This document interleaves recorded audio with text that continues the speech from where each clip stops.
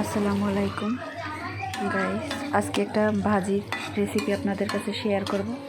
ভালো লাগলে অবশ্যই লাইক এবং সাবস্ক্রাইব করে দিবেন। পাতাকপি ভাজি, প্রথমে পেঁয়াজ কাঁচামরিচ দিয়ে দিলাম। অনেকেই ভাজি করেন পাতাকপি, কিন্তু এভাবেও করে দেখতে পারেন, ভালো লাগবে।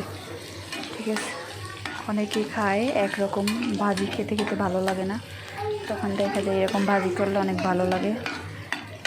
আমি সাধারণভাবেই ভাজি করতেছি, দেখেন। কাঁচামরিচ পেঁয়াজটা ভালো করে হালকা করে ভেজে নিলাম। পরে একটু হলুদ দিয়ে দেব পরিমাণ মতো। এই যে হলুদটা তেলের সাথে ভাজি করলে গন্ধটা থাকে না, আর কালারটাও পরিমাণ মতো আসে। যদি বেশিও হয় হলুদ, যদি তেলের সাথে পেঁয়াজের সাথে ভাজি করেন, তাহলে ওটার কালারটা পরিমাণ মতোই আসে।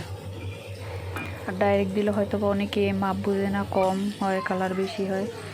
যে সাথে আমি এরকম মানে গোস্তের ভিতরে যেরকম আলু দেয় ওইরকম ছোট ছোট করে আলু কেটে নিয়েছি।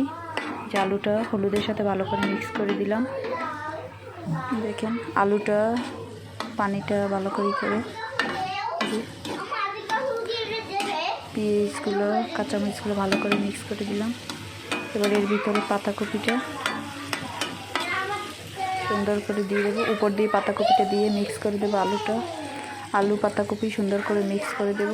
আমি পাতাকপির সাথে দেখেন কি দিয়েছি, যে পাতাকপির সাথে আমি পেঁয়াজের কলিও দিয়েছি ছোট ছোট করে কেটে। ঘ্রাণটা অনেক সুন্দর আসে, খেতেও ভালো লাগে অনেক। দেখবেন, খেয়ে ট্রাই করে দেখবেন, ভালো লাগবে। যে এরকম করে দিয়ে দিছি,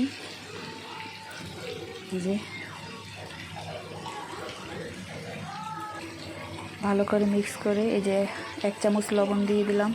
অনেকে দেখি ভাজির পরেও দেয়, কিন্তু ভাজির প্রথম দিক দিয়ে লবণটা দিলে ভাজির ভিতরে যে পানিটা থাকে, ভাজি বা তরকারির ভিতরে যে পানিটা থাকে, লবণ দিলে ওটা বের হয়ে আসে।